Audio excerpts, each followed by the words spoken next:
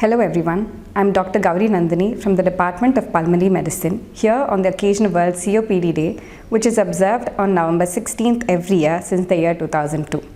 This year's theme aims to highlight the importance of lifelong health, your lungs for life. COPD represents a major public health concern that is both preventable and treatable, but is a very important cause of chronic morbidity and mortality, standing at number 3 among the most common causes of death worldwide.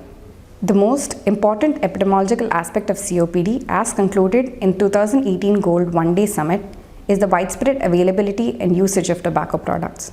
Cigarette smoking is one of the most important causes of COPD, causing higher prevalence of respiratory symptoms and lung function abnormalities, along with greater annual decline of FEV1, causing greater mortality.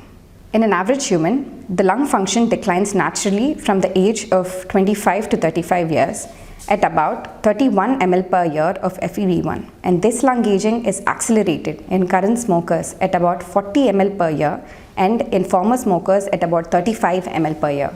The other causes of COPD are passive smoking, which increases the lungs' total burden to inhale particles and gases, occupational exposures to organic and inorganic dust, chemical agents and fumes, and indoor air pollution, which is caused by exposure to wood, animal dung, crop residue, coal, and poorly functioning stuff. The widespread use of biomass fuel, especially in developing countries like ours, in the form of coal and poorly functioning stuff, expose many of our women and predispose them to COPD. All these noxious material cause modified inflammatory response, and due to repeated injury and repair, this inflammatory response becomes chronic and causes structural changes. The characteristics of COPD are present in airway, parenchyma, and pulmonary vasculature in the form of chronic bronchitis, emphysema, pulmonary arterial hypertension, and eventually leads to cor pulmonale.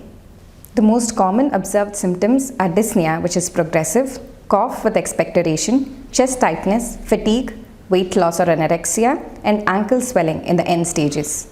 The most important aspect of treating COPD is prevention, and as the theme suggests, we are born with only one set of lungs and should keep them as healthy as possible. Smoke cessation is key, and this is achieved either through pharmacotherapy or psychiatric counseling.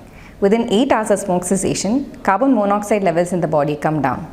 Within 2 weeks to 3 months, the lung function improves, and within 3 to 4 years, the risk of heart attack reduces to that of a non-smoker. The next is pharmacotherapy, which is delivered in the form of inhalers that cause bronchodilation and also have an anti-inflammatory effect. The other pharmacotherapeutic drugs are anti-inflammatory agents, antibiotics, mucolytics, and oral glucocorticoids. The other forms of assistive care are pulmonary rehabilitation, oxygen, and ventilation. Surgical interventions are used as a last resort. In conclusion, COPD is an irreversible disease that causes high morbidity and mortality. Therefore, it is always better to prevent than to treat. The take-home message is to not smoke for a non-smoker and to quit smoking for a smoker. Thank you.